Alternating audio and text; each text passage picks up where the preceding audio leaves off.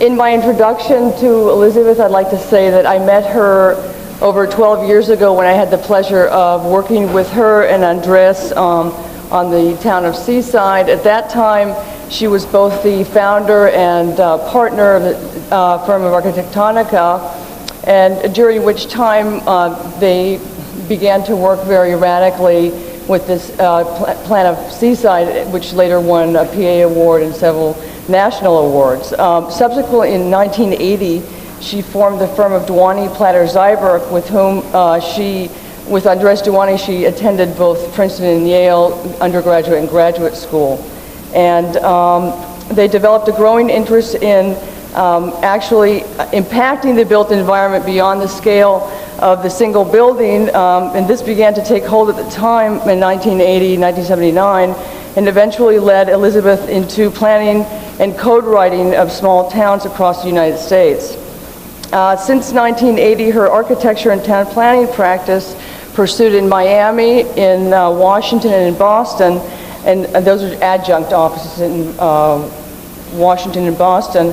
They've completed over 40 new town plans, 6 of which have broken ground, and she's also completed over 3 dozen buildings over the past 10 years. She's also an active academician and professor, teaching at University of Miami, Virginia, Harvard, Yale, Princeton, MIT, and is presently the director of the University of Miami's graduate program in architecture titled Suburb and Town Design. In '88, she was a resident of the American Academy in Rome and received numerous national design, and she has been on numerous national design juries. During the course of the 20th century, we've had a select few architects such as Frank Lloyd Wright, Le Corbusier, Saarinen, whom were concerned with planning as a three-dimensional exploration, and we have had post-World War II an inordinate number of quote-unquote professional planners whose plans are statistically based, focusing on sociological, economic, and transportation issues, yet these planners fall short of any kind of true physical planning, and somehow falling short of physical planning in a three-dimensional realm. As an architect might think, three-dimensionally, planners have somehow been unable to do that up until recently, actually, post-World War II. Elizabeth, as an architect, is directly impacting the future of American planning because her approach is first and foremost working within the tradition of both American and European town planning, within which physicality and the three-dimensionality of the planning is a coherent and integral part to their planning process. They've managed to convince municipalities across the United States to rewrite their zoning ordinances in an attempt to bring back pedestrian activity through the reintroduction of mixed-use communities which contain tightly knit, coherently organized set of interrelations between civic and municipal structures and residential and shopping types, i.e. they're basically deregulating segregated zoning practices put into place post-World War II in the United States. Elizabeth is not only challenging municipal codes across the United States as in the Playa Vista project, of which she is a team player along with Legorreta, Polyzoides, and Udell. These codes which directly impact the three-dimensional built environment, the zoning codes that they're rewriting. But she is also challenging developers in terms of the developers, rather than just doing a generic suburban development with not much thought to the physical dimension, the physicality of the planning. The developers are now becoming increasingly convinced that good planning, good design actually sells more, so they're being hired for a lot of new projects. Lastly, I'd like to thank Liz and Andres, her partner, for having inspired in me a desire to affect the larger context as an architect. If it hadn't been for them, I probably would not be involved with planning at the level that I am today. And they have, through their work, generated and stimulated much needed discourse and debate on planning within the United States among other architects. Yet most can't seem to get beyond stylistic rhetoric of their work, when in fact their work is at a much deeper level actually is generated by their insistent focus on the desire to elucidate fundamental principles in both planning and architecture. So I'd like to give the floor to Liz, and please help me welcome her. Thank you.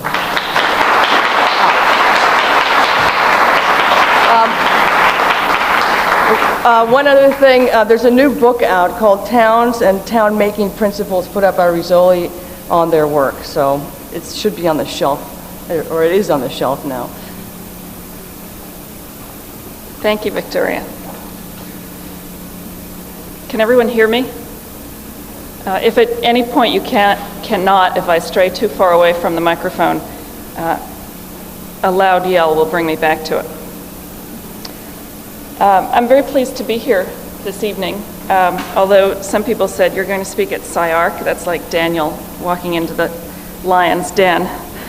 But Victoria assured me that that would not be the case. In fact, this lecture is a missionary plea, as Victoria, in fact, so aptly introduced, a missionary plea for architects to expand their vision of the building object to include the city space. I had the good fortune of spending last night and part of this morning at the Gamble House in Pasadena, and I thought of what a wonderful example of the building object that building is. It's really a paradigm of the building object. I couldn't help wondering what example for urban design we would have had if the Green brothers had lavished their skill on a piece of the city. Their attention to construction detail, a concern I believe is shared by the founders and alumni of this School of Architecture, is an area of sore neglect in the public realm of the city.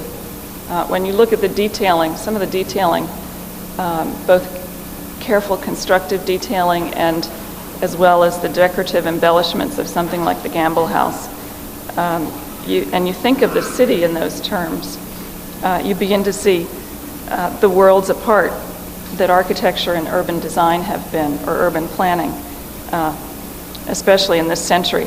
There are, in fact, even exquisite details of things like the brick drive and the sidewalk and a curb detail that could be directly transferable to the city. So there is a hint up there of what a green and green city would look like. The Gamble House also reminded me that today only a few people can afford the delights of an architecturally detailed home or office, and other civic buildings suffer worse. At the same time, the architect's art has been marginalized in terms of this society's perception of its importance.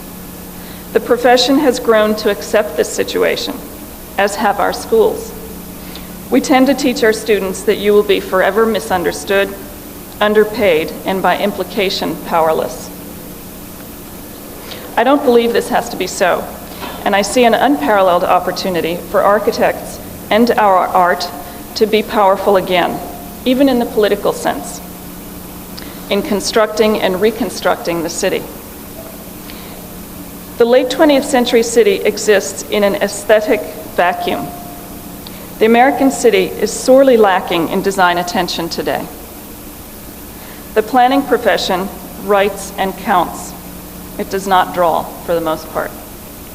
Landscape architects are generally asked to cover things up.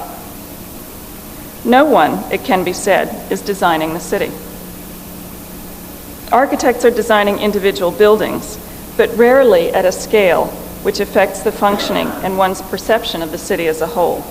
It seems to me our work is cut out for us.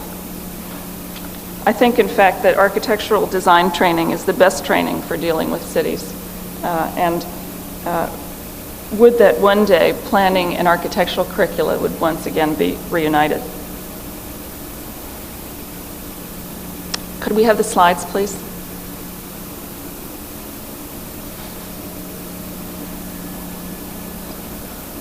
This lecture is going to be a short discussion of what the current urban problems are, as I see them, what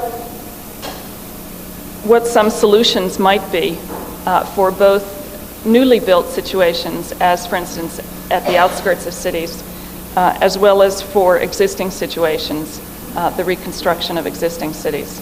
It's a kind of how-to talk, among other things, and I must admit it's the first time I've done it to students of architecture in the setting of a school of architecture or university. So with that preface, you can begin thinking as critics, and I'd be glad to hear a critique at the end. This is how much of the North American continent looks today. Quite aside from aesthetic issues, we might presume the underlying intention to be that walking as a means of transportation and the casual meetings which occur in pedestrian communities are never again to be a part of American daily life. Although this may seem far-fetched, thus described, a corollary assumption has been adopted by most citizens and elected leaders, and yes, even planners and architects.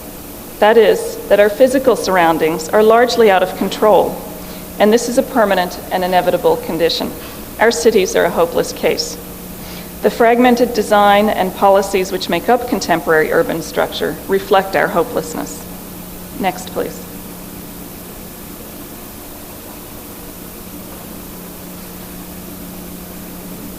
A different view of the same. Next. This is how our cities looked in the first quarter of this century, a period I consider to be the Enlightenment in town and city planning in both Europe and North and South America. The vital thinking and action in urbanism of that time, coinciding with the birth of modernism and its attendant enthusiasm for technology, is proof that these two agendas do not need to be mutually exclusive. One can draw inspiration from this period, as well as from earlier eras of city design, because across time, humans continue to share fundamental needs, characteristics, and abilities. Values such as order, legibility, specificity, common good, rational function, and excellence in design will always serve the city well, no matter what its state of governance or technology. Likewise, the reason to build cities remains immutable. The city is a device to bring people together for mutual benefit in communication, security, and commerce. Next. It is with no small sense of irony that one can observe the current concern for the natural environment at a time in which control of the man-made environment seems so elusive. How can we manage nature if we cannot control that which is man-made?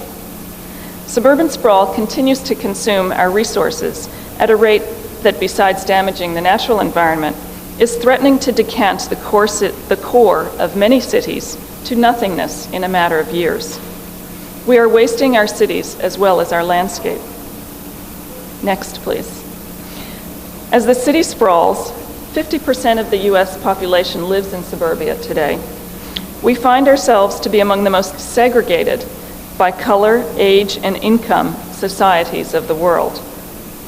This may be hard to believe in a place like Los Angeles, which is at the avant-garde of multiculturalism, but it's true.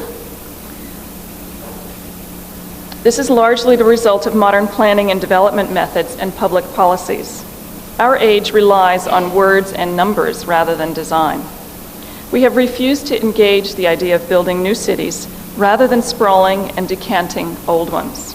And we continue the concept of separation of uses, long outmoded in this industrial age. Those slides are of anywhere USA, but actually they're of Florida. In the midst of this depressing news, depressing because we have only ourselves to blame, there are still some of us arrogant or naive enough to believe that the physical structure of our environment is manageable and is indeed the key to numerous problems confronting government today: crime, social isolation, traffic congestion, pollution, financial depletion, etc. Design can solve a host of problems, and the environment does influence behavior.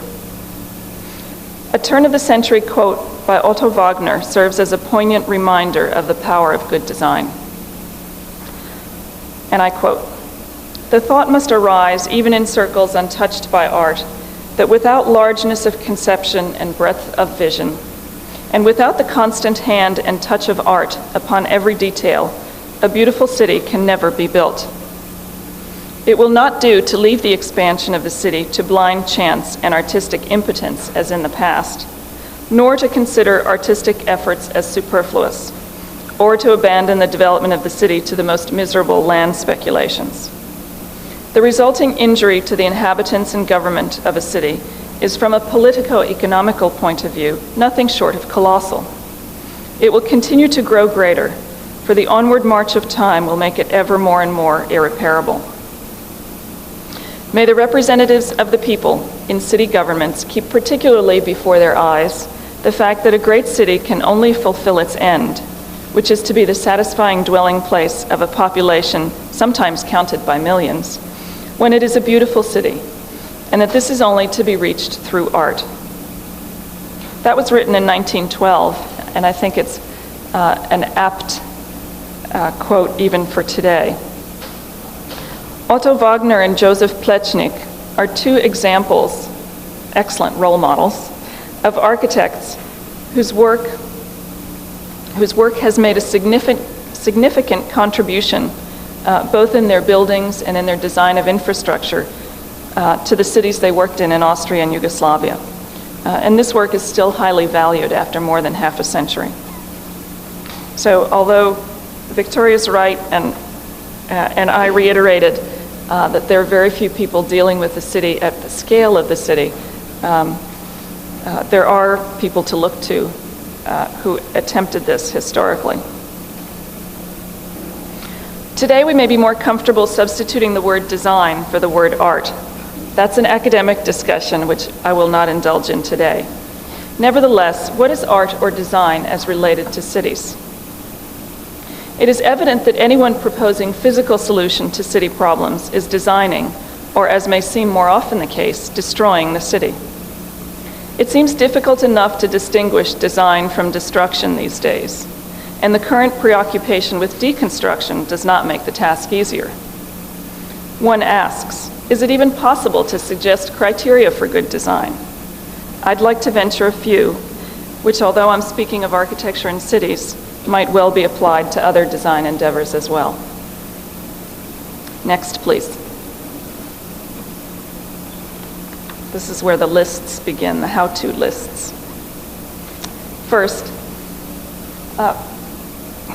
I should tell you that this is a manhole cover designed by Anne Windus Knight for Seattle, and that's the Jardin de Luxembourg in Paris on the left. Number one, good design is an intentional act which provides an elegant solution to a given problem, hopefully without generating any major new problems of its own. 2, good design often achieves maximum result from minimum means. It is not a cosmetic addition which can be cut from the budget. Design is a process of solution. 3, good design understands the broader parameters of a problem, beyond those given in a program or superficially evident. For instance, in the case of town planning, proximity is not the only inducement for pedestrians. The walk must be pleasant, interesting, and safe as well. And similarly, providing affordable housing is not just a matter of finding a cheap site. It is also a matter of integrating it into the community. 4, good design is critical of assumptions and clichés. For instance, widening roads or building new roads does not necessarily solve the traffic problem. However, reorganizing land use in order to reduce the number of trips per day per household might. And finally, good design has a healthy respect for history, understanding that some experience transcends time and can be beneficially applicable under new circumstances. Clearly, good design can be highly valued. Why should we not design well everything we build so that it will be valued for more than the life of the mortgage or for more than its depreciation value? The most highly valued cities and towns in the U.S. owe much of their success to good design. And in fact, many of them currently are suffering from over-demand because there are, in fact, so few wonderful places. And the ones that come to mind, you probably have your own favorites, but certainly places like San Francisco, Portland, Santa Fe, Nantucket, even New York.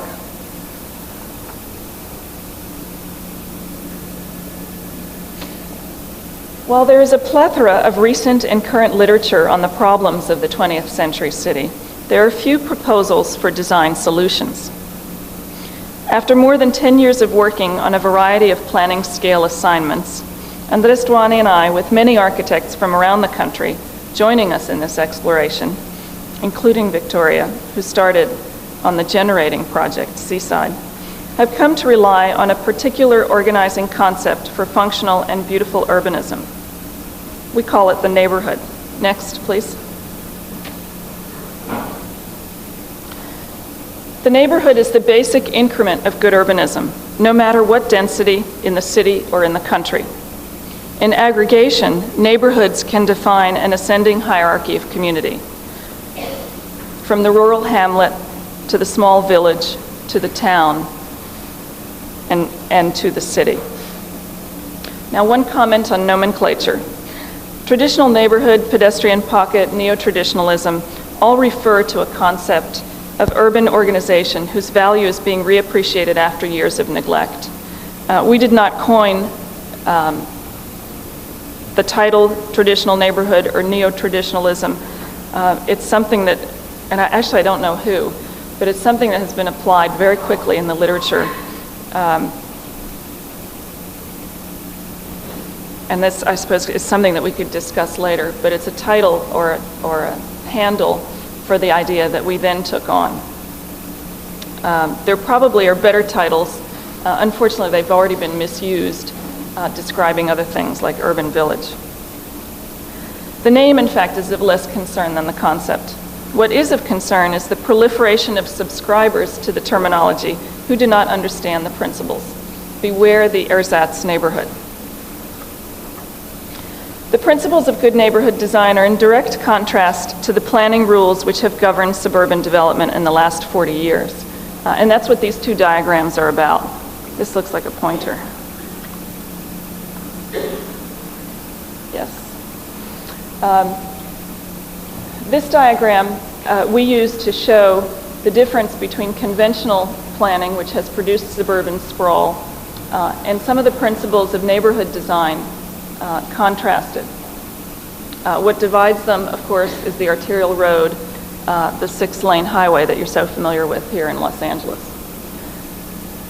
In the last 40 years of planning, the adamant separation of uses and a very simple hierarchy of roads has produced this sort of idea, this sort of scheme where shopping is separate. This is the mall, and it is connected to all the other uses, land uses, by this main road. Apartment buildings have their own complex. Offices are along the way. A single entry takes you into residential neighborhood, and the school is a separate place. And anyone that wants to go from here to here, of course, has to use this road. And therein lies the source of the traffic congestion that's occurring in the suburbs, which are really much too low density to have that kind of congestion. My partner has wonderful aerials in a lecture which shows the ridiculous extremes in which these separations have been made. The same uses, with many of the same characteristics, in fact can be organized in a different way. The mall can become the downtown. It can still be close to the highway and visible from it. The office buildings can still be along the highway. The apartment buildings can be both close to the highway and the offices. And the houses can be put on a network of streets that allows all of these things to interconnect. Children to walk to school, which they can't do up here, and many of the daily trips to be taken within the neighborhood without ever hitting the main road.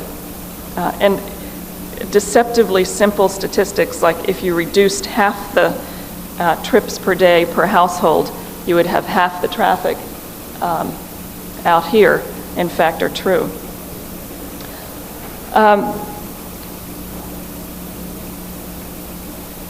The principles that we have developed during the course of these projects that we have worked on, we've illustrated in in this drawing on the right, this is the same old suburban sprawl in contrast to it. And what we've shown is a neighborhood, in this case, we've shown it on the Jeffersonian grid, which of course much of Florida is planned in, and also much of California. And the series of rules that define the neighborhood are, first of all, the most important, that there's a central focus, a public space that's central to some group of people.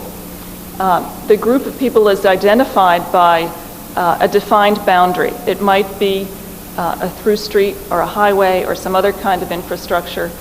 It might be a green belt, which can either be large estate properties, environmentally sensitive areas that you don't build in, or even something like a golf course.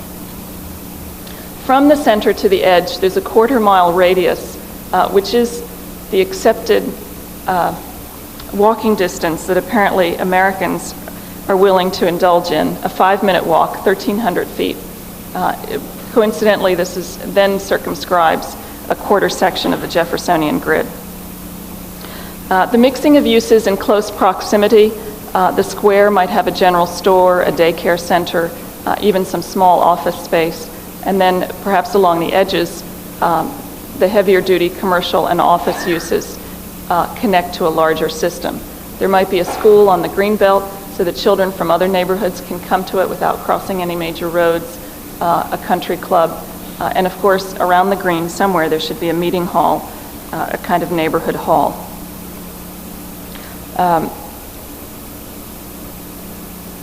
Another one of the principles is the network of connecting streets, which I described here.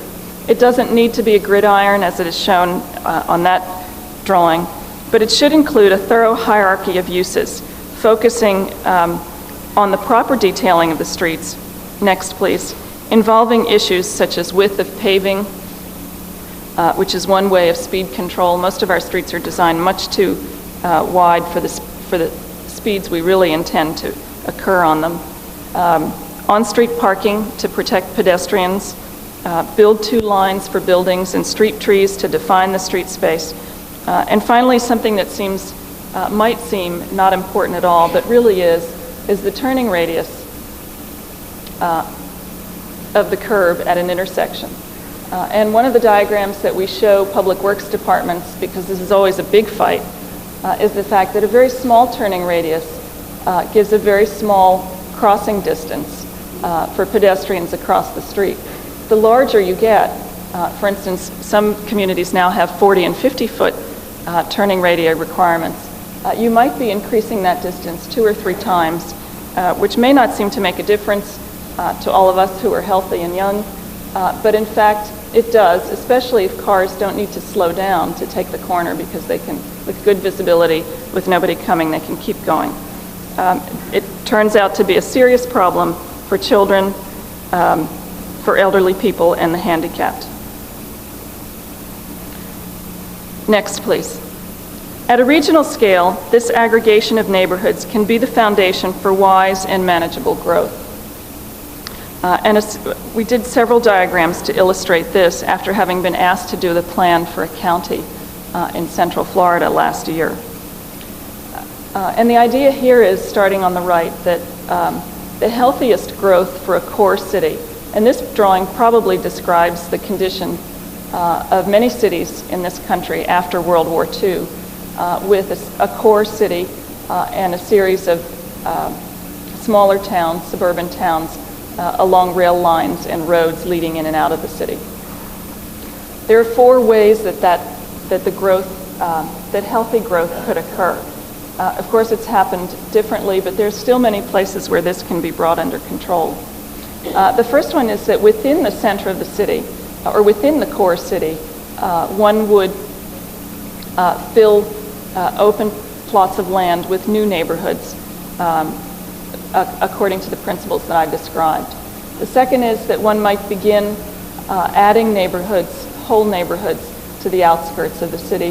The third one might be to fill in a village or a town with additional neighborhoods. And finally, the fourth one is that you might begin to make new neighborhoods along existing infrastructure.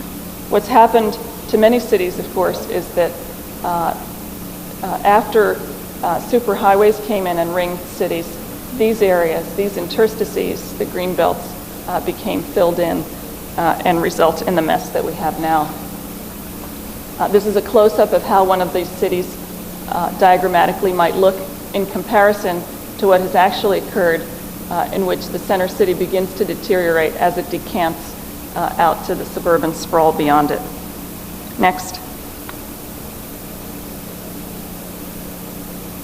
Again, the idea of adding a neighborhood to the city instead of the piecemeal single-use additions at the outskirts that have produced the sprawl, and also the idea that in rural areas, small towns and villages might have remained intact along highways rather than, again, being decanted with the major commercial uses going out into the strip. Next.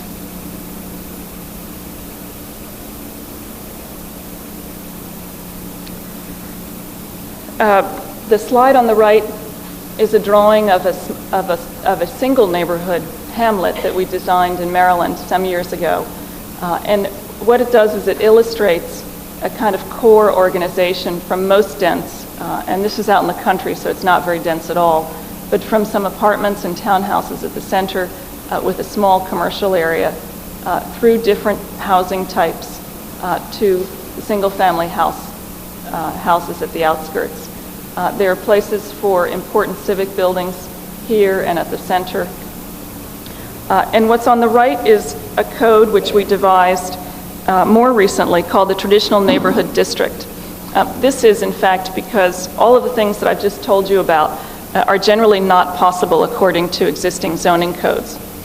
So we had to write our own zoning code, and this is the kind of code that can be inserted in a municipal zoning code, and it describes exactly the principles that I discussed, including encouraging this kind of organization. It doesn't mean that it has to look this way, it doesn't need a circle in the middle, and so on.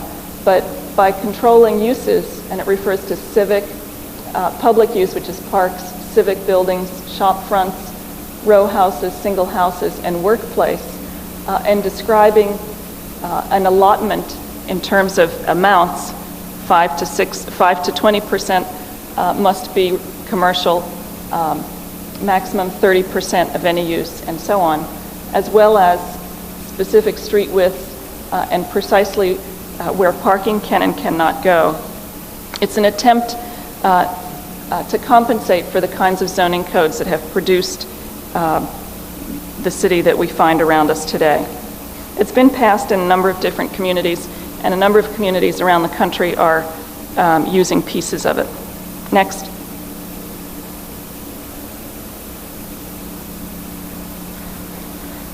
This T&D and the principles of the prior 4 diagrams that I showed, in fact, produced the plan for Marion County, which this drawing shows, and I know that it's very difficult to understand anything from the distance that you're sitting.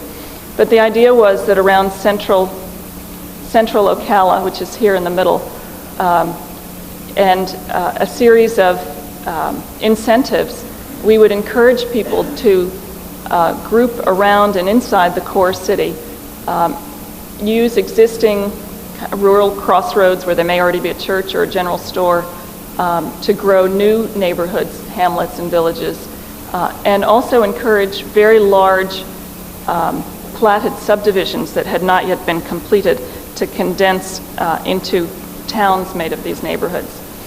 This is a very different diagram, as you can see from the one on the left, which is what the land use planners of the county had suggested should be the growth pattern of that county for the next 10 years. Next.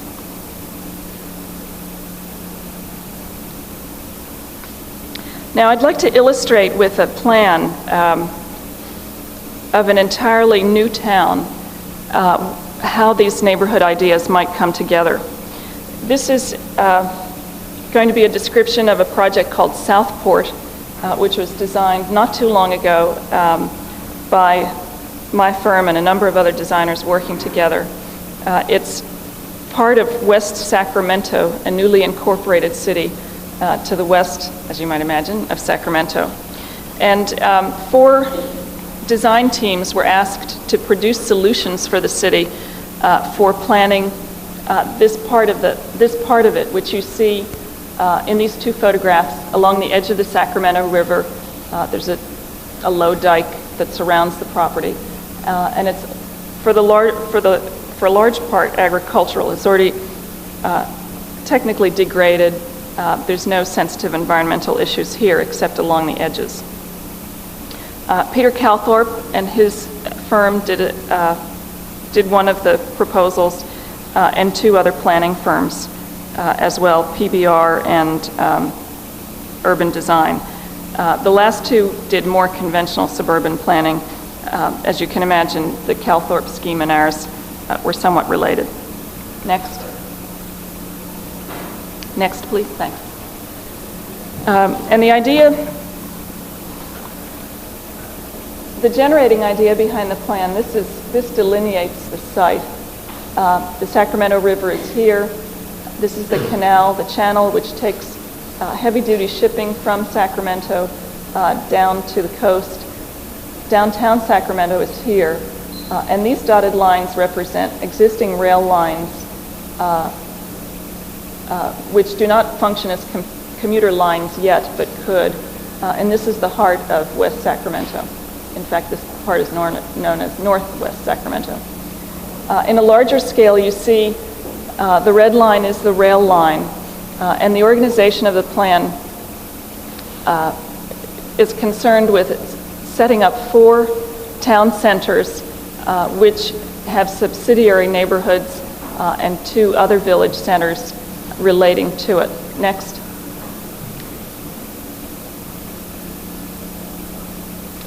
A drawing of the open space shows the green belts which define the edges of neighborhoods and the neighborhood groupings around town centers. One flyover for a certain hawk which apparently lives along the river, and a fairly large green belt along the river which is for a snake which apparently the hawk has not yet caught. This is a fairly dense plan, and I give the anecdotes about the animals because in other places this same diagram of the open space would show more than 50% of that green. It really depends on the environmental conditions of a place, and that really one of the first things that you do in the process of this type of designing is set aside the land that you wish to preserve for environmental reasons that you will never build on. So this is a highly urbanized one. I could be showing you one that has 75% of the land green. And very often these days, the issue of conservation becomes quite rigorous in terms of animal habitats, wetlands, and so on. This is a drawing of the final plan, which shows in red the major town centers along the rail line, one at a new marina that we're proposing. And these are supported by these residential neighborhoods which have their neighborhood centers here in the middle orange. The white areas are places that have already been built, which we attempt to tie back to the new towns. And this is a workplace, a heavy-duty industrial zone that's along the shipping canal. Next.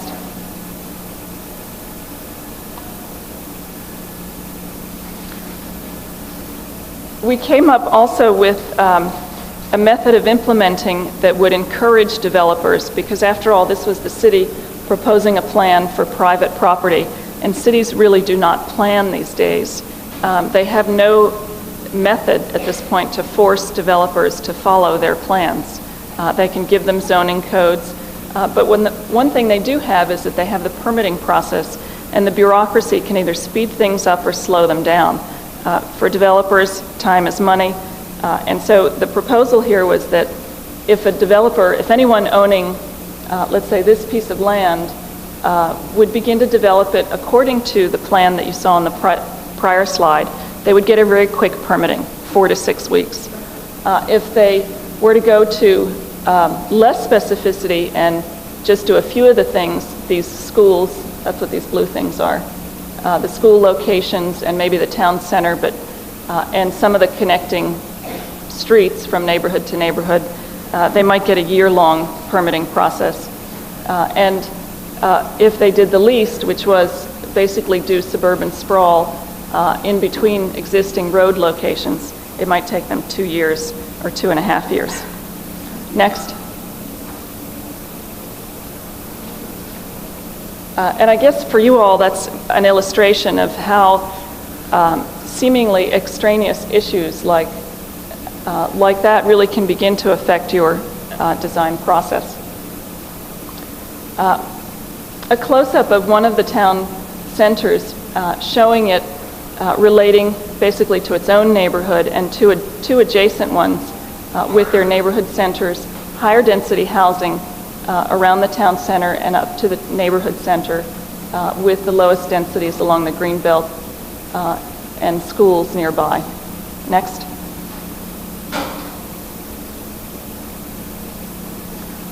One of the things the T&D actually specifies is that block sizes can be no larger than 1,300 feet in perimeter in order to encourage a small block size to make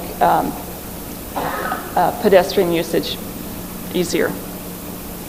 This is one of the drawings from that design charrette. We were all working in Sacramento for 1 week to produce this project, which might be this town center, neighborhood center, for instance. And the idea is, I'm sure you all could design one that would look very different. Nevertheless, it could subscribe to the same functions for the neighborhood, which might be a small general store and cafe, which would also be the bus stop. In this case, we were suggesting that the complex should get a little bit bigger and perhaps include a telecommuting center so that people who live and work at home here some of the time might come together at the center to use the kind of technical functions, office facilities that they would need, yet still be close to home.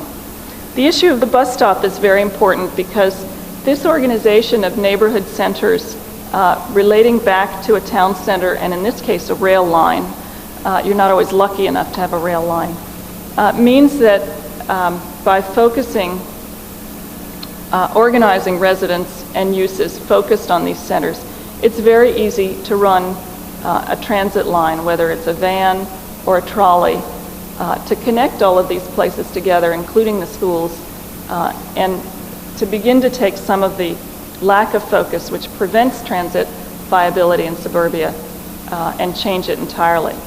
It is important not only to set up this sort of structure for transit, but it's also as important, I think, to change the image and the actual usage of it. In Los Angeles, I think it's probably similar to Miami, bus stops tend to be benches on narrow sidewalks close to many lanes of traffic, and they're very unpleasant places, a great deterrent to using the bus. The bus itself, in fact, is a problem, and I think the vehicle could be designed. But if the bus stop becomes part of your kind of daily neighborhood itinerary in which you pick up the mail, buy a cup of coffee, and pick up the newspaper, and at the same time talk to somebody who knows all the neighborhood gossip, the whole thing of using transit, I think, would change drastically. Next.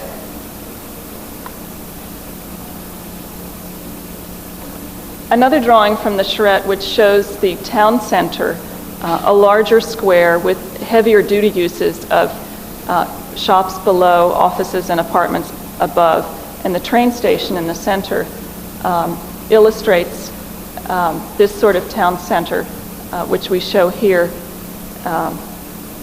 This one's in the middle of the site, and it relates to a neighborhood which is adjacent to the high school and the regional park. The high school would be a 5-minute walk from the train station, so in fact a number of students could get to it by train. Next. And finally, the last town center, which was really, in fact, we were proposing to be the city center for West Sacramento, which does not have a civic center yet. A series of commercial buildings, civic buildings, offices, apartments, and then adjacent residential neighborhoods shown from a highway interchange as it might be seen looking down onto it. Next. And one of the other another rendering which shows the way some of the existing waterways might be treated in terms of landscape alignments of important buildings, public buildings at the end of the focus, and the plan once again. Next.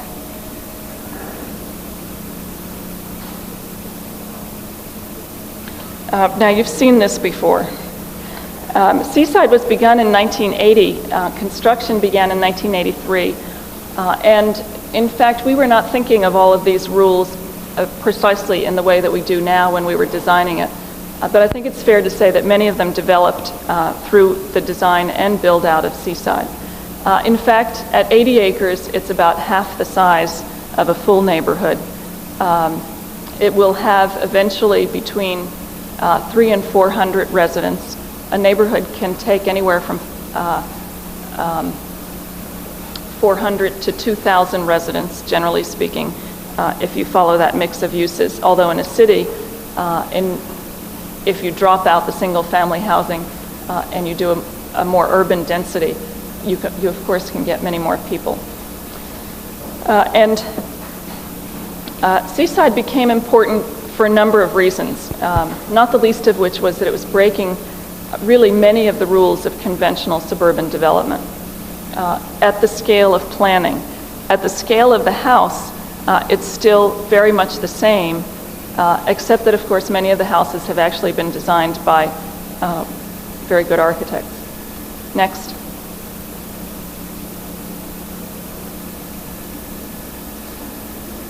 The first rule that Seaside breaks, the first rule of conventional development, is that it relates to an existing road by connecting a grid of streets continuously along the road.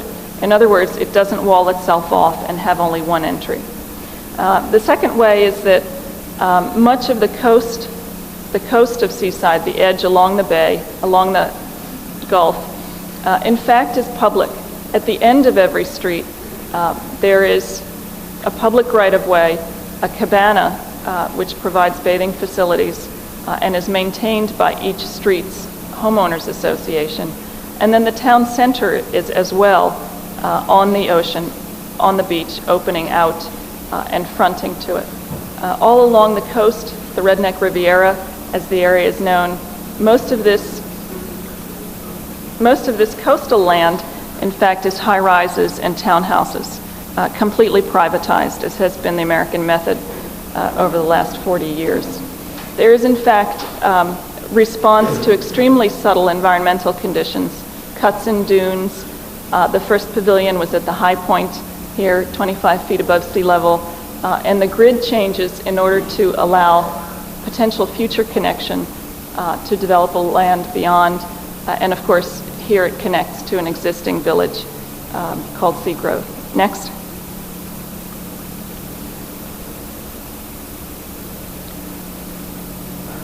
What we were working with at that time, that we continue to work with, are these series of diagrams which really came out of a prior generation of literature about city planning.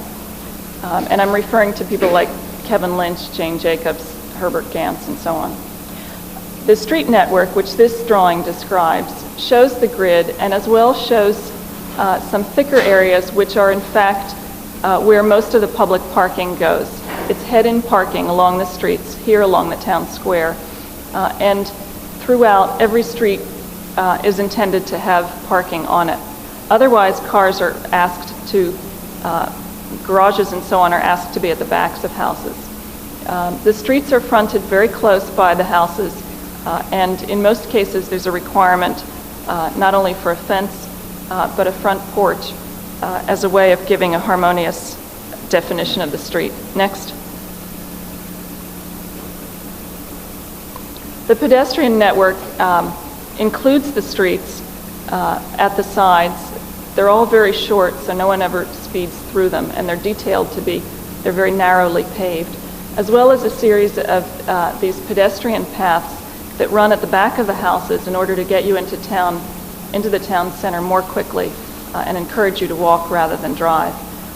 These walks also are intended to be the access for smaller outbuildings at the back of the lots that were intended to be a kind of affordable housing, another type of unit, another size of unit that would be mixed in with the larger units that face the streets. Next.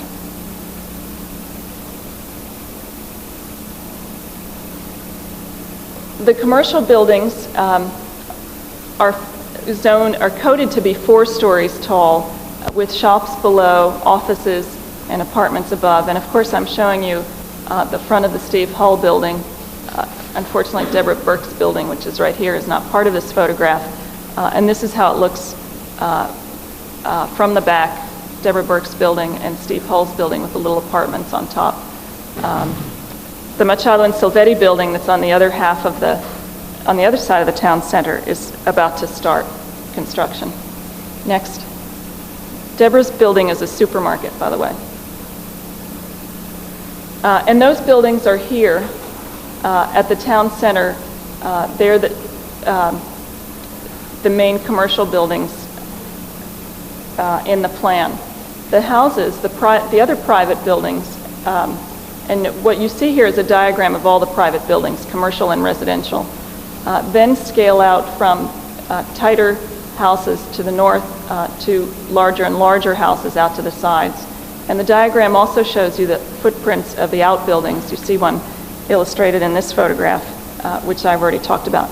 Next.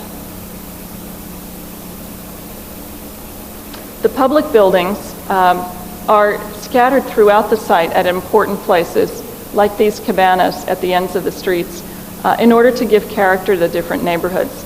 The first pavilion at the High Point was built here.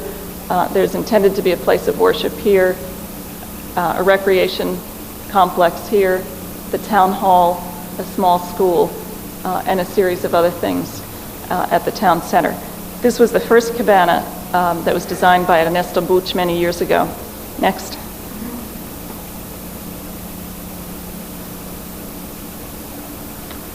And the code that we initiated with Seaside and eventually grew to become the T&D is a method of implementation and of controlling the build-out, which has followed in all of our projects. I didn't show you the code for Southport, but a similar sheet exists there. There are really 2 codes, the urban code, which you see here, and an architectural code, which I'm not showing you. The urban code deals with how the private buildings relate to the public space, to the streets and squares. The architectural code controls the surface of the buildings and is really about methods, materials and methods of construction. It can be a style code, as some of the places that we've worked on have requested or have deemed to be correct, and can be very specifically stylistic. But it can also be a code that just regulates quality of construction and not style. In the case of Seaside, it's not a code about Victorian style, although the first few buildings that were built that way. The urban code, again, deals with building typology from the downtown building, which is a party wall building, small lots very tight together, to the single family house, the individual house on a single lot. And what you're seeing illustrated on the right is a side yard house in which the dominant orientation of the house is to one side, like a townhouse, but instead of to the back, to the side. And the controls include the build-to lines, which is different than a setback, porches and arcades, the permeability of the facade of the house as it relates to public space, outbuildings, parking, outbuildings at the backs, or in this case at the side, parking, garages, and lots always at the back, and building height, which determines the street space. Next. And these are 2 houses which were built entirely within the code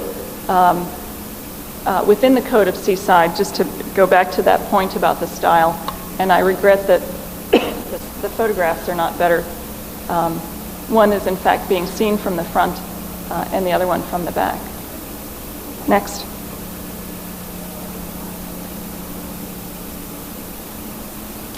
In the end, what's most important about this code is how the buildings relate to the public spaces This is the Steve Hull building as it was being finished. I think that, in fact, this type of balcony is really, it's a really original response to the code requirement of having that two-story arcade with the two different uses, top and bottom. Before this, I'd never seen anything like it. So we were really thrilled to see that interpretation of the code. And the plan, if this is what we're asking the buildings to do, we're asking the plans to think about also making the public spaces, not just with the buildings, but with the layout of streets and the location of important elements. Next.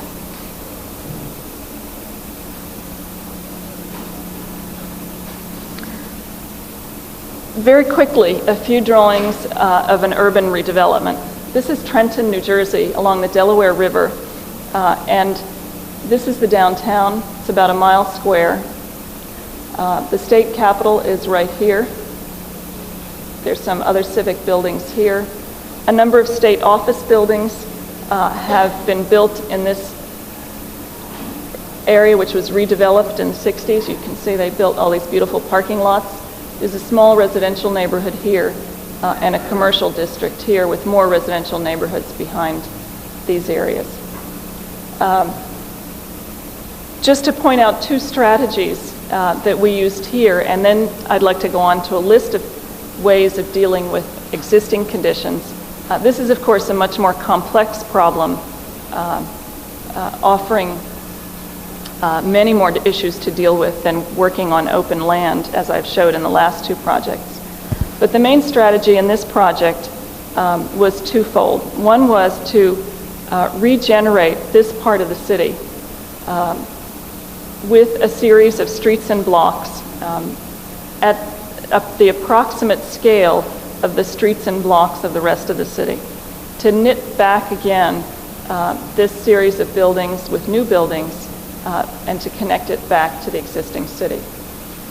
The other part of the redevelopment, of the redesign, was to take this superhighway, which is full of ramps and height levels and all sorts of things that actually prevent you from seeing the river from anywhere here in the city, and to literally take it out and replace it with a boulevard.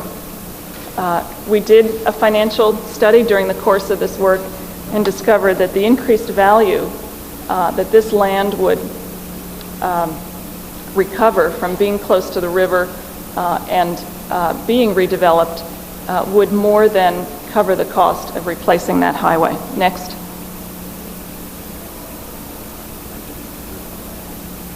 So in fact, it's rolling back the theories of the immediate prior generation of urban development. A different kind of code. Next. I'm going to speed up a little bit. And a photograph of the existing condition, the highway along the edge, and how that edge might be reconfigured with a road in front of buildings which might face offices or housing to the river and give a much better foreground for the Capitol. Next. Highways are really a problem, and the Department of Transportation and Public Works departments are part of that problem. In Stuart, Florida, a small town for whom we also did a redevelopment plan, we designed as part of the plan this monument, which was dedicated to the citizens of Stuart in recognition of the battle they fought and the defeat they brought to the Department of Transportation, which was literally trying to destroy the town with improvements. Next.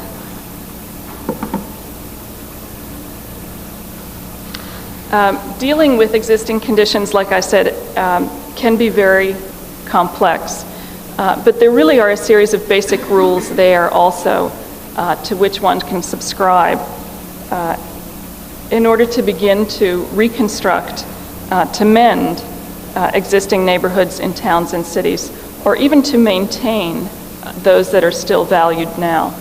And I'm going to run through them. Lots of credit can be given to lots of people who've experimented with these ideas in in good reconstructions. I can't mention them all, but Alex Krieger has a wonderful list of his own, which you might one day hear. He teaches at Harvard and practices in Boston. The first thing is that planning really has to be done holistically and with a very fine grain. If you want to work at the scale of a city, you will have to work with engineers, marketing people, all sorts of people that as architects you probably hope you'll never have to deal with. But it really has to, it's multidisciplinary and lots of things have to come together. One of the problems with the last 40 years of planning is that it's looked like the drawing on the left, in which uses have been separated. There's one big road that the traffic engineer puts in, and then after that, anything goes. The drawing on the right is a drawing of Coral Gables. It could be similarly a drawing of Venice or Santa Monica, in which the mixture of different uses is much more finely grained in the way that I showed you in the Southport plan. Next. And there's really a series of rules that you can follow. I'm going to read them off very quickly. Give priority to making public space, which is clearly geometrically bounded. The continuity of the street wall is the most important factor in the definition of public space. Interesting and visibly inhabited spaces should line the streets. Shops, offices, houses, and gardens, not parking lots. One thought that could make a big change in downtown redevelopments is encouraging the accumulation of property for redevelopment on both sides of the street so you can control the street space instead of redevelopment happening in isolated block by isolated block. Next.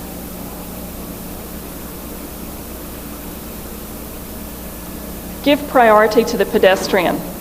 The sidewalk width relative to the cartway width is very important. Most of the time our sidewalks are too narrow in the new building. On-street parking, as I've said, is important and reducing intersection radii to slow turning vehicles and to reduce the crossing length for pedestrians. Next. Change zoning to encourage mixed uses. This results in livelier and safer streets and does things like allow affordable housing above shops and adjacent to the workplace. Driving through Santa Monica on the way to this meeting this evening, I thought that in fact this might not seem to be necessarily an obvious thing to have to do because Santa Monica already functions in many of the ways that I've described. But those of you who know the outer parts of our cities know that this is not happening there. And if you've seen the changes occurring in downtowns, you know that the tendency, even in the reconstruction of downtowns, is to make singular uses rather than encouraging mixed uses. Next.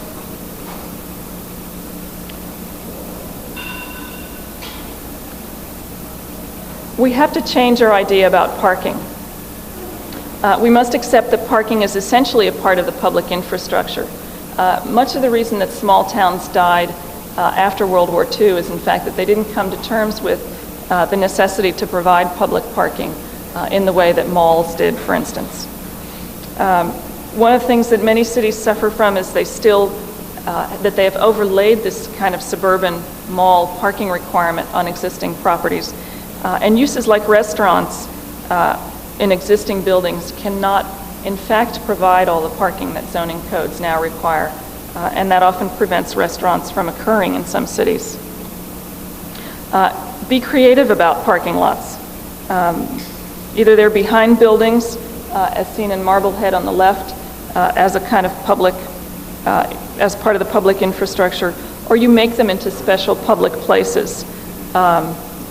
Such as this parking lot outside of Pompeii. Next.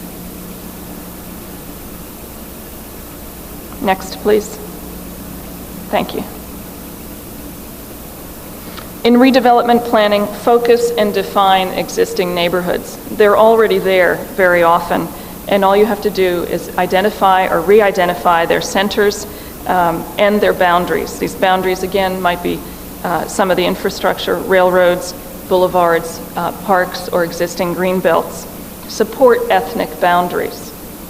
The photograph on the left is an aerial of Germany, and it shows very clearly that kind of definition of villages and neighborhoods in separate towns. These could have all grown together, and there's clearly a planning intention here to keep them apart, to keep them identifiably separate, and save open space in between them. Georgetown on the right shows the dense core of a neighborhood with different densities of housing gathering together, from apartment buildings to townhouses to single-family houses out to the edges, and finally Rock Creek Park as the boundary of a neighborhood. In fact, Washington has a very good system of neighborhoods, largely because of the topography and the fact that there are green spaces that define them automatically. Next. Define a hierarchy of streets, differentiating through streets, local streets, and service streets. In cities, the uses of streets have often become confused over time, and they just need to be reorganized. Support civic identity, providing appropriate locations for monuments which embody civic pride. Nowadays, City Hall, churches, whatever public buildings are being put in suburbia are being put on the Strip along with everything else. Next.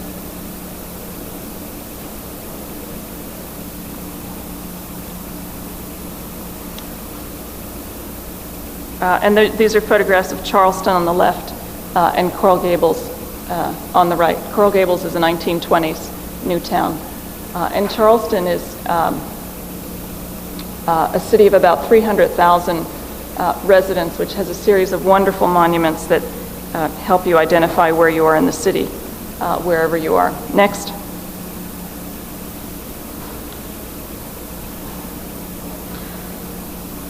Structure governance to support physical structure, and vice versa. This is beyond the realm of the designer, but in the process of working with the plan of a city, as I said, it becomes a multidisciplinary effort, and you begin to think of all of the things that affect physical structure, and governance is one of them. Voting districts should in fact coincide with logical urban boundaries. Fight to keep commerce and culture downtown. Keep the performing arts centers and stadiums downtown. Baltimore just went through a process of rebuilding a baseball stadium downtown. Miami just allowed the construction of one on its outskirts. And the consequence of that was that we had to build millions of dollars of infrastructure to support it, highways to get people there, instead of placing it along our transit lines.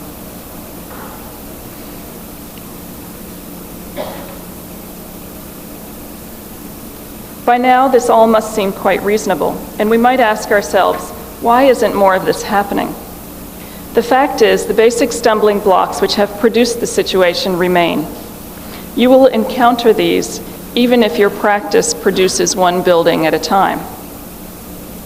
First, post-war zoning laws, at best outdated, overcomplicated, and usually circumvented in the political process, have in fact produced and continue to produce many of our urban problems.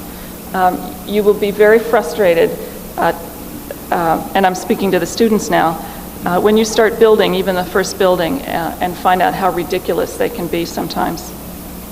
Two, and I've already mentioned this a little bit, the municipal public works departments and the Department of Transportation are still ignorant of the fact that their work is more often part of the problem and not its ultimate solution.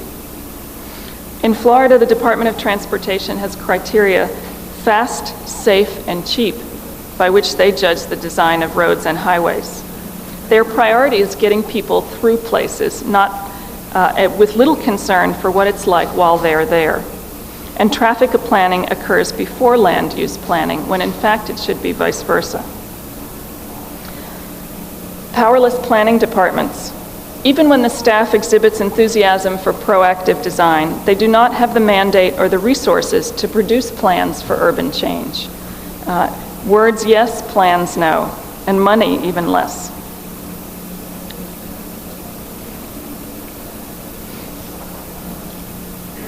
And finally, a number of things that need to be addressed at a national level. We have no national policy for growth management.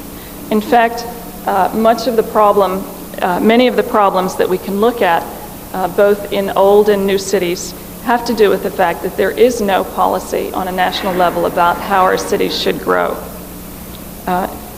You have probably heard of the fact that we have a federal cabinet department called Housing and Urban Development, but do you even know what that department does these days? It's virtually hiding. Although several states have responded to the initiative of environmentalists with legislation to control growth, a number of issues need to be addressed at the national level. Housing must be reconsidered as the cornerstone of healthy communities, instead of what HUD and others in the public sector see it as, an isolated problem of economics only. HUD has no vision about how housing, subsidized or affordable housing, might be part of a greater community. They're only concerned about getting it there in significant numbers. The priority given to assisting vehicular transportation must be reversed. Traffic is perceived again as an isolated problem with an autonomous solution. Again, a fiscal one only.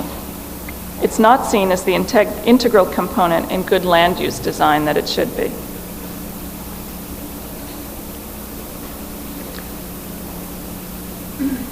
There's absolutely no vision or efforts anywhere to encourage growth planning at the regional level. Contrary to some people's belief, it is not un-American to engage in regional planning. In recent American history, in fact, we have highly valued examples of regional vision. The Appalachian Trail, Skyline Drive, the New York Regional Plan, and in fact, some of the wonderful parks that you have here in California grew out of that era at the turn of the century and in the first few decades in which the idea of conservation on a regional scale and regional planning did exist. It's not happening at that level anymore. And finally, a truly, I think, radical suggestion. I think that the Justice Department needs to turn its attention to a reinterpretation of private property rights.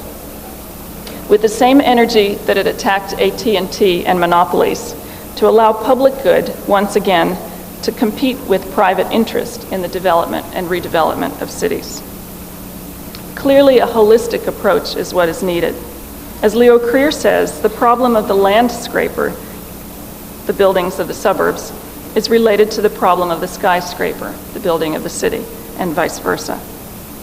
If urban structure is to be truly managed, the city and its suburbs must be treated together. This is the only hope for conserving natural resources, regenerating effective public transit, balancing economic resources, and developing an equitable social distribution. With the conventional support system of suburban sprawl and urban destruction in shambles, and I'm referring to developers, banks, department stores, and the transportation authorities who are all bankrupt, the rest of us must take our urban future in hand. Architects must join the supporters of preservation, conservation, and fiscal efficiency to engage in a multidisciplinary vision of an urban future. Every building, street, and piece of landscape must once again count, contributing to a common urban vision. Traditional patterns of compact city and town building can be appreciated for their conservation of land, efficiency of infrastructure, focus for transit viability, social comfort, and attention to building detail. Setting these priorities can lead us out of an age which by any calculation has been more careless with regard to public space and the city's beauty and efficiency than any of its predecessors. Thank you.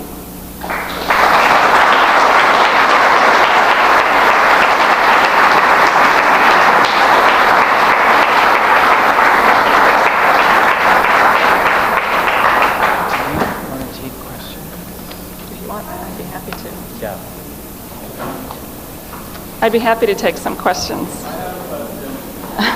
Maybe we could have the lights first so I could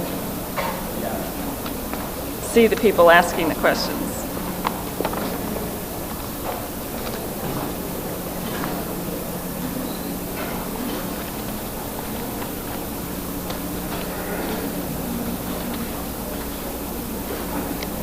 Yes, who said they had a question?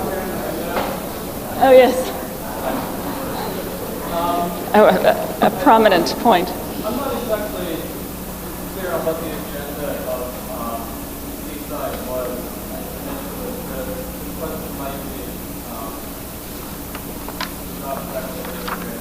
But when I was there this summer, I thought that the town plan had several sort of deficiencies. It's linked to the long text to it, but it basically has very limited access. Non-residents must not start on the streets whatsoever. Free parking was severely limited, and parking in general was scarce. Although there's public street access, I got the distinct impression that those things started to use that vehicle.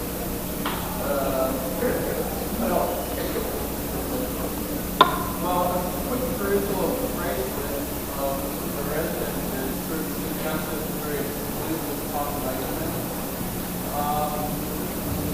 And in fact, there seems to be very few permanent residents, if any at all. So, isn't Seaside actually more of a resort than a town? Or more specifically, what would be your definition of a town? In fact, it has more problems than you listed, and probably other people in the audience could add to them. But it has to do with those problems have to do with two issues, and I'll try to keep this simple. First of all, it was always intended to be a resort community.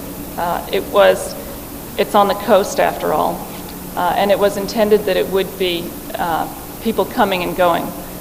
It was, however, also intended to be a place of affordable or at least mixed housing prices. In fact, the first ideas were, the developer's first intentions was to gather a community of artists and writers, as has occurred at other times along that coast, along the Gulf Coast, and to make a kind of new place that he could bring people engaged in the kinds of activities that he admires. Many of the problems that you mention, in fact, come from the fact that it's had more success than it ever anticipated.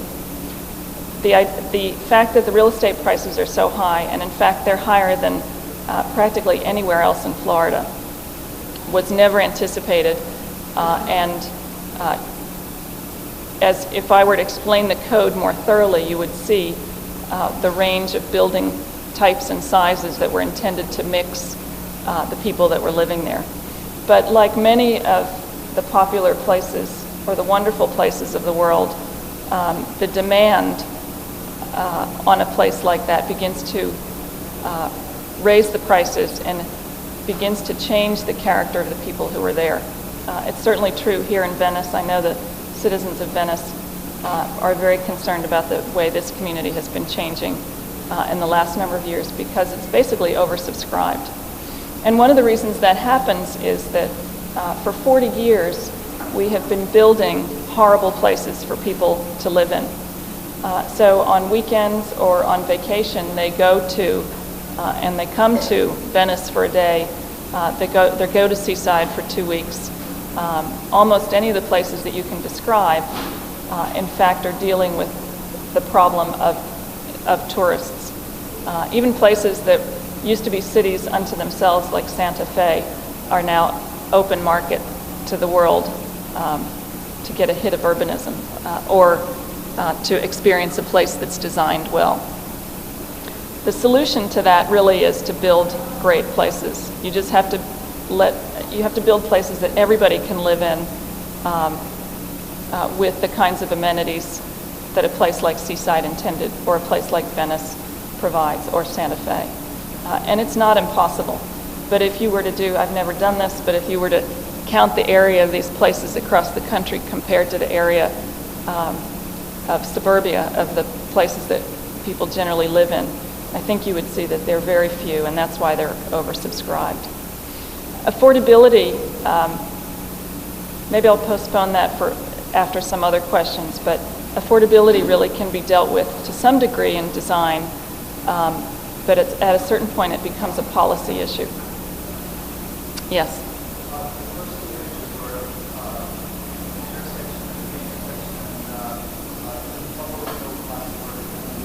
Of an intersection that what? Intersection of upper middle class homes. I was wondering, you mentioned about the percent of Americans living in suburban homes. How would you compare it to the close to 30% living in along the line of affordability? I mean, your urban cities, the suburban issues discussed. Yeah.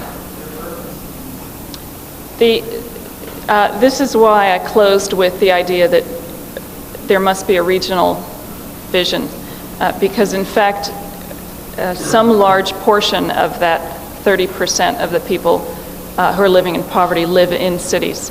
They have in fact been left behind in the core cities as the wealthier residents have left and as commerce and workplace have left as well. So there needs to be a re-knitting back of all levels of society and all types of workplace and commerce in order to overcome that. And that's really a tremendous job. It's a number of major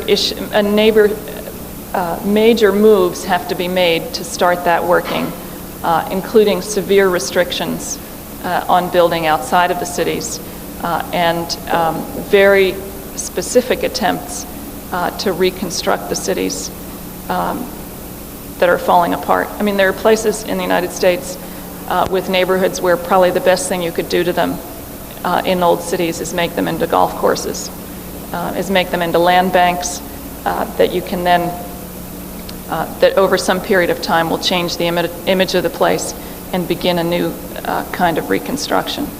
But there are some cities which are in dire straits, and that's where the poor are living. There are a number of experiments, I think, that have gone on, and I'm not sure where this is documented, but you read about it from time to time in places like the New York Times. But I believe Chicago has made an effort to move, in particular, single mothers with 1 or 2 children out to the suburbs in a kind of experimental way to see what would happen. And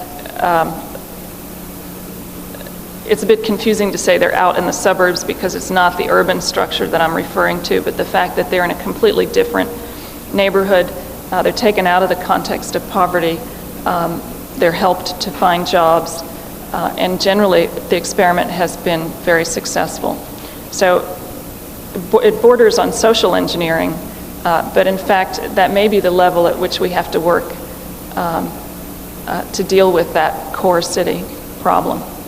Drastic work has to be done. And it can't be done at the local level at all. You know, it's going to have to be some sort of national policy that encourages that, the same way that it was national policy that made the suburbs in the first place. Yes.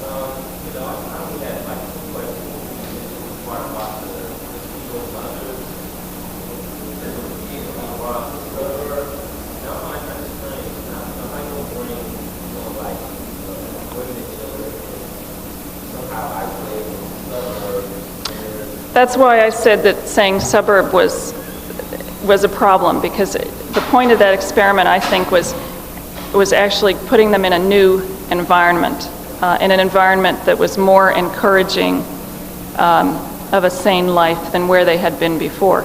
In fact, the suburbs are not appropriate for the single mother with children, the elderly person, and all sorts of people who are not comfortable having to drive everywhere and live in a 3-bedroom, 2-bath house.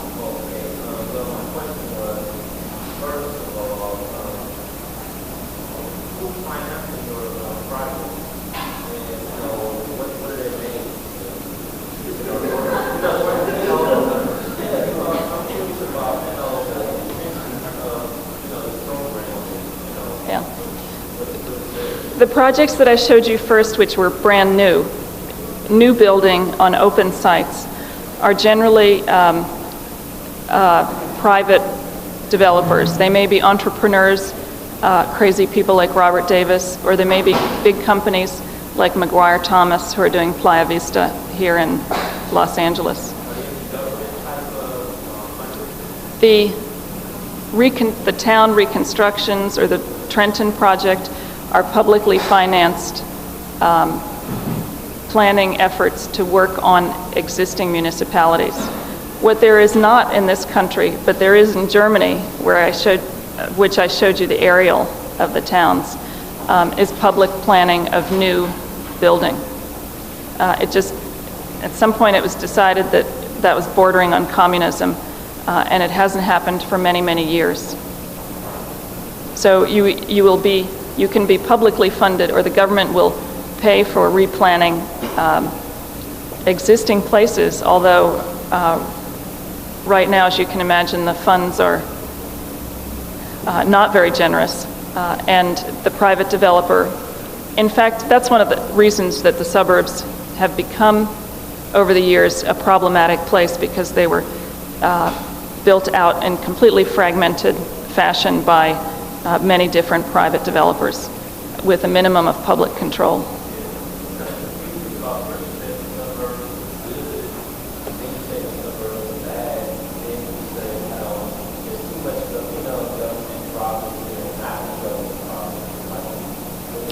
Well, I'm sorry if I confused you, but it's a complicated situation, and it's multidisciplinary. Yes? You talked a lot about how town planning at the beginning of the 20th century has influenced the work. On the eve of the 21st century, and today being in Los Angeles, how does the freeway work within your sphere of planning? The freeway is a necessary part of it. I mentioned at one point briefly the hierarchy of streets, and the freeway is at the top of that hierarchy, or the bottom, whichever way you want to go. But it's really the regional, the method of vehicular regional transportation. It could be paralleled by a regional train line, something that goes from city to city, or from town to town. You should probably have both. And at one point, Los Angeles did. And I understand that you're putting a subway back in. But in fact, it's part of the infrastructure that can begin to organize, and it becomes one of the edges that separates neighborhoods and towns. Yes?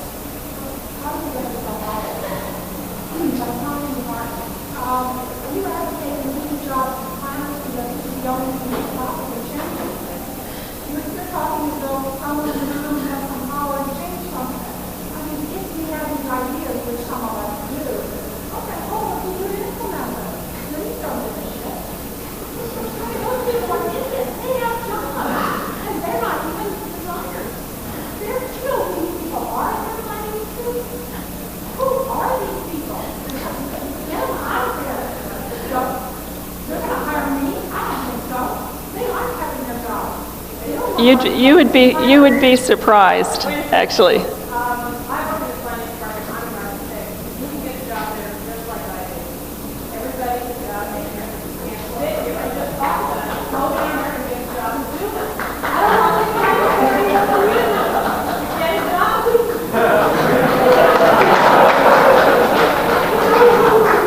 No, I think I'd like to answer that with another answer too, because I think that's certainly after a talk like this, it's a legitimate question. And what I might do is by giving you a very short recounting of how we got to this point. Because in fact, I think we had an education as architects that was probably not any broader than what architects are getting now. But I think you can start with one building at a time. And it's not an issue of style. It's really an issue of how your building relates to to the public realm, to the street. And at that scale, it's an issue of detailing the building, how you face the street, if it's a commercial building, how open it is to the street. One example well, there are lots of good examples, I think, actually, in Santa Monica of a variety of buildings that relate well to the street.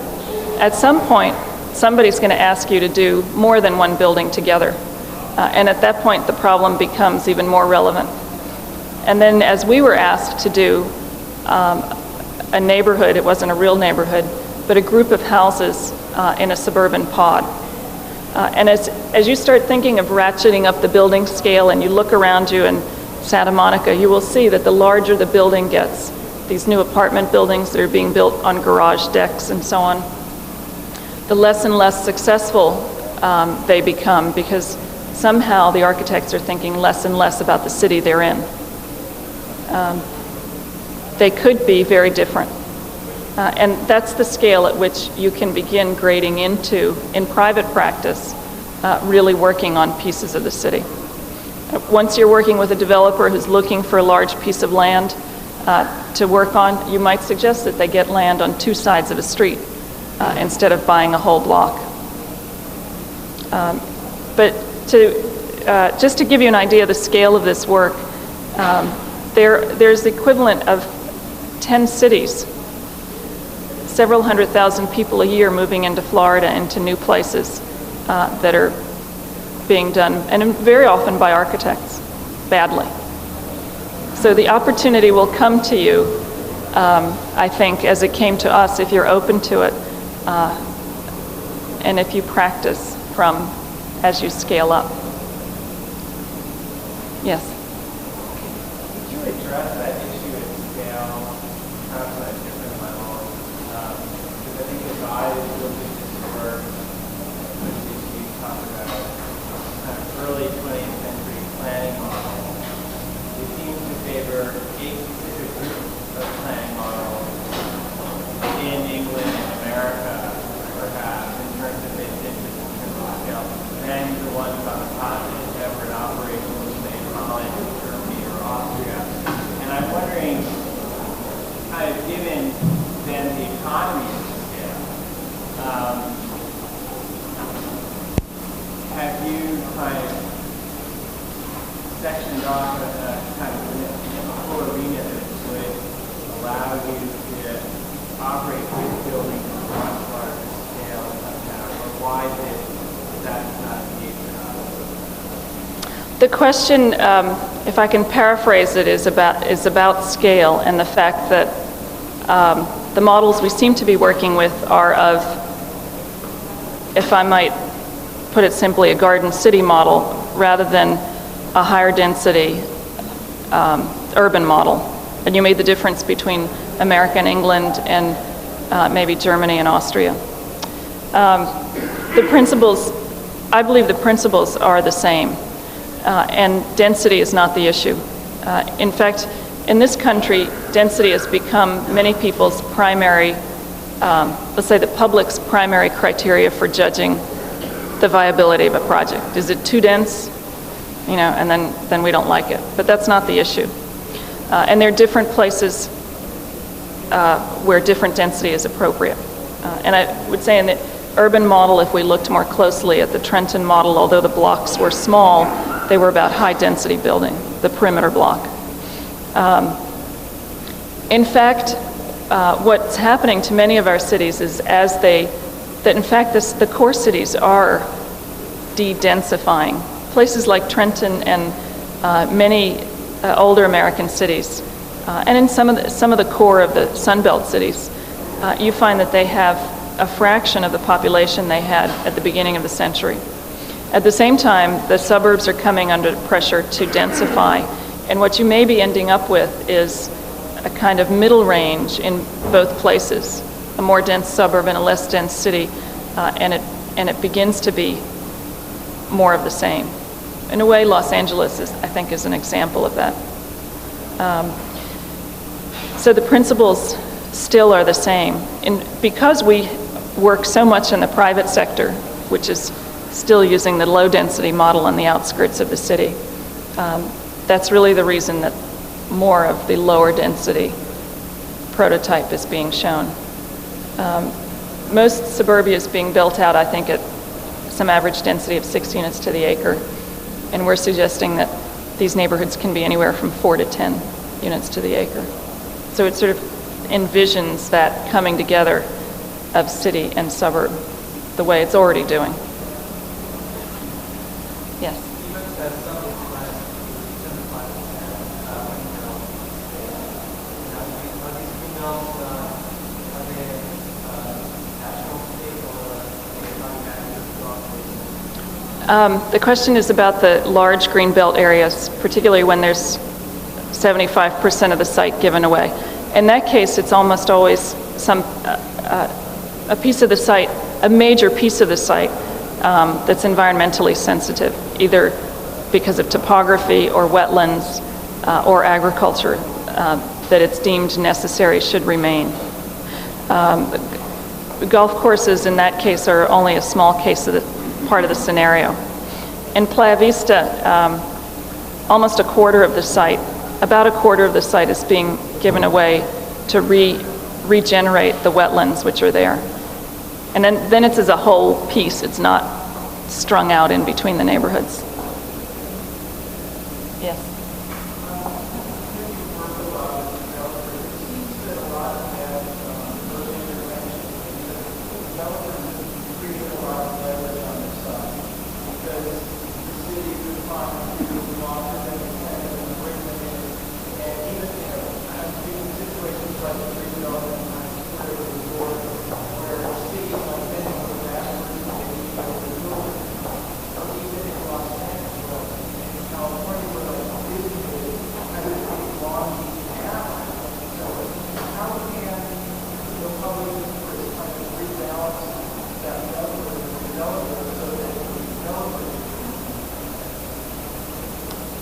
In fact, the public sector is trying all sorts of tricks to get developers to be public-minded. It's occurring with things like, but it's still indirect. It's things like impact fees. It's things like asking Playa Vista to compensate for problems that are seen in the area around it in terms of environmental issues, traffic congestion, and so on. It's still not the kind of overview and control that the public sector could have if it was really empowered to plan the way that it is in other countries.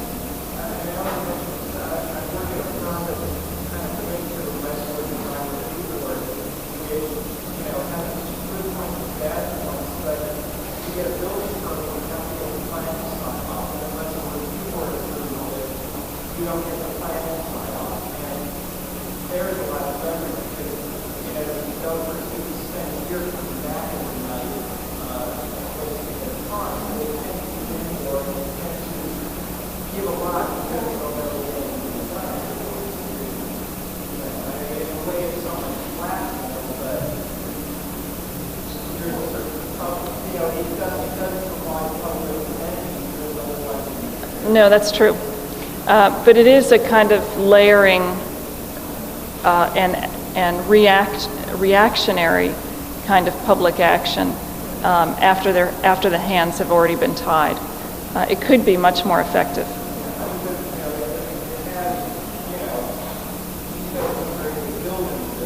Yeah. With regard to design review, and maybe this should be the last question, I'd be happy to talk to you individually.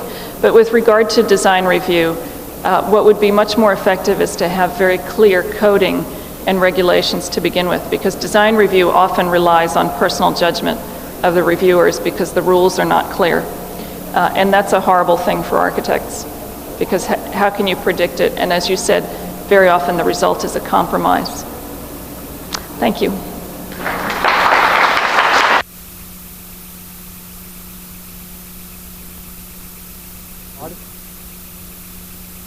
Artist? Me? No? Two times. The four. Step down. 4. Wow. P. Carrier. Carrier. Hold it. Hold on. Fine.